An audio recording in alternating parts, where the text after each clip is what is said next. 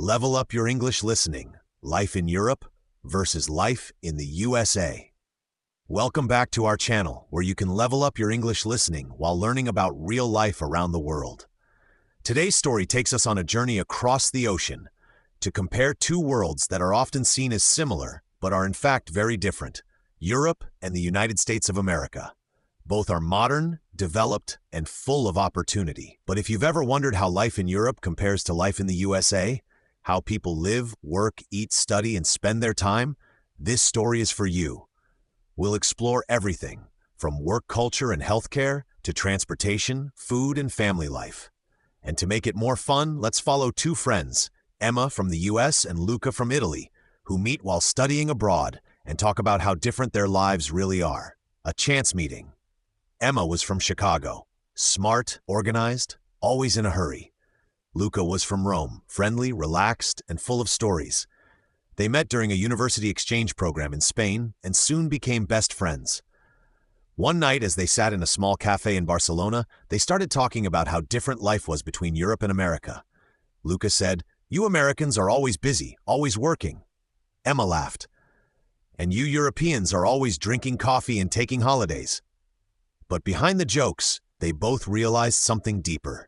The two worlds they came from had very different rhythms of life. Work and life balance. In America, people often describe themselves by their jobs. "I'm a teacher. I'm an engineer. I work in finance." Work is a central part of identity. The average American works 40 to 45 hours a week, and vacation days are short, often only 10 to 15 days per year. In many European countries, it's completely different. People in France, Germany, and Spain get 4 to 6 weeks of vacation every year, and it's normal to actually use them. In countries like Denmark or the Netherlands, there's a strong focus on work-life balance. People leave the office on time, spend evenings with family, and don't feel guilty for relaxing. Emma once told Luca, "In the US, if you take 2 weeks off, your boss starts wondering if you're serious about your job." Luca smiled. "In Italy, if you don't take your holidays, your friends think something's wrong with you." It's a big cultural difference. Americans often live to work, while Europeans work to live. Healthcare and social systems. Next, they talked about healthcare. In the United States, healthcare is very advanced but also very expensive. Most people need insurance, and even with it, hospital bills can still be high. In Europe, most countries have universal healthcare, which means everyone is covered, and visits to doctors or hospitals are often free or very cheap. Luca said in Italy, if you break your arm, you go to the hospital, and it's paid by taxes. You don't get a $10,000 bill. Emma sighed. In America, one ambulance ride can cost more than your vacation. That's why many Americans are careful about health emergencies. They often avoid hospitals unless it's absolutely necessary. In short, in the US, healthcare is private and expensive, but high-tech. In Europe, it's public, slower, but more accessible for everyone. Transportation and city life. Then they talked about how people get around. Emma said, "In Chicago, everyone drives. You can't survive without a car." And she's right. In most American cities, public transportation is limited. Distances are long, roads are wide, and owning a car is part of normal life. In Europe, it's the opposite. Cities are smaller, older, and better connected. People walk more, take trains, or ride bicycles. Many cities like Amsterdam, Paris, and Vienna have excellent metro systems. Luca said proudly, "In Europe, you can go from one country to another by train in a few hours. It's like traveling between states for you." Emma was amazed. "You mean you can have lunch in France and dinner in Germany?" "Yes," he said with a laugh, "and breakfast in Italy if you wake up early enough." So, while Americans love road trips and highways, Europeans enjoy trains, bikes, and short walks through history-filled streets. Food and eating habits. Next came everyone's favorite topic, food. In Europe, food is a ritual, not just fuel.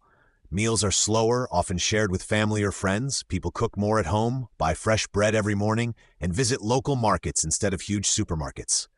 In the US, life is faster, and so is food. Fast food, takeout, and delivery apps are common. Americans eat on the go, breakfast in the car, lunch at the desk, and dinner while watching TV. Luca told Emma, "In Italy, lunch is a sacred time. We sit, we eat, we talk, sometimes for 2 hours. Emma laughed. If I did that at work, my boss would fire me. European countries also have smaller portions. They focus on quality, not quantity.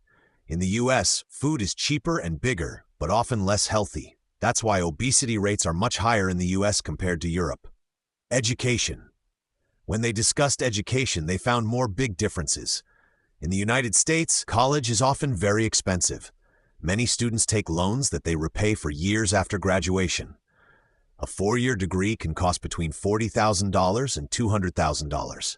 In Europe, most universities are public and affordable. In Germany, for example, students even from other countries can study almost for free. In France, Italy, and Spain, tuition is often just a few €100 per year. Emma said, "I'll be paying my student loans for the next 10 years. Luca said, "That's crazy. In Italy, we complain about university cafeterias, not the prices."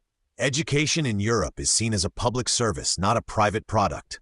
That's a big reason why many Americans now dream of studying abroad. Housing and lifestyle. The friends also compared housing. In the US, houses are large, often with big backyards and multiple bathrooms. In Europe, space is smaller. Apartments are compact, and people learn to use space wisely. Emma said, "My parents' house has 2 cars, a garage, and a backyard." Luca replied, "My parents' apartment has 2 bedrooms and a balcony, and we love it." American suburbs are quiet and far from the city center. European cities are more walkable. You can reach stores, cafes, and schools within minutes. So in America, people value space and comfort, while in Europe, people value community and convenience. Shopping and consumer habits. Another big difference is consumer culture. In the US, shopping is a national sport. Sales, discounts, and credit cards are everywhere. Americans buy in bulk, giant packs of food and household products. Big stores like Walmart and Costco make it easy to buy more for less. Europeans, on the other hand, tend to buy less and spend more carefully. They prefer quality over quantity. They don't buy 12 bottles of shampoo at once. They buy one nice brand that lasts. Luca said, "We repair things instead of replacing them." Emma smiled. In America, we replace things and call it upgrading. Both have advantages. In the US, things are convenient and cheap. In Europe, they last longer and are more sustainable. Social life and culture. Then they compared how people spend free time. In Europe, life moves slower. People spend weekends in nature, visiting family, or sitting in cafes for hours. Public parks, art festivals, and local traditions are common. In America, weekends are often for errands, home improvement, or side jobs. People socialize, but often through scheduled events, gym classes, barbecues, or sports games. It's a more structured kind of fun. Emma said, "In America, we like productivity, even on weekends." Luca replied, "In Europe, we like relaxation, even on Mondays." Safety, health, and stress. One thing Emma noticed during her time in Europe was how safe she felt walking at night. In many European cities, crime rates are lower and neighborhoods are walkable. But in the US, distances are big, and many cities have areas people avoid after dark. Health-wise, Europeans walk more, eat more fresh food, and take vacations. All things that reduce stress. Americans, on the other hand, often work long hours and rely on coffee and fast food to stay energized. It's no surprise that Europeans live on average 2 to 4 years longer than Americans. Freedom and opportunity. Still, Emma reminded Luca that there are things she loves about the United States, like opportunity and innovation. America has a strong you-can-do-anything attitude. It's a place where new ideas grow fast, from Silicon Valley to Hollywood. People move often for jobs, change careers, and chase big dreams. Europe, by contrast, values stability and tradition. People usually stay in one profession and one region. It's comfortable and secure, but sometimes slower for innovation. Luca said, "Europe is like an old soul, calm, deep, and wise." Emma said, "America is like a young dreamer, bold, creative, and sometimes restless." Both are right in their own way. Final reflection. After 6 months of living together in Barcelona, Emma and Luca had learned a lot from each other. Emma started taking long walks instead of always rushing. She learned to enjoy slow dinners and talk without checking her phone. Luca started waking up earlier, planning his days better, and being more productive. They laughed, realizing that balance was the real secret, not one way or the other, but somewhere in between.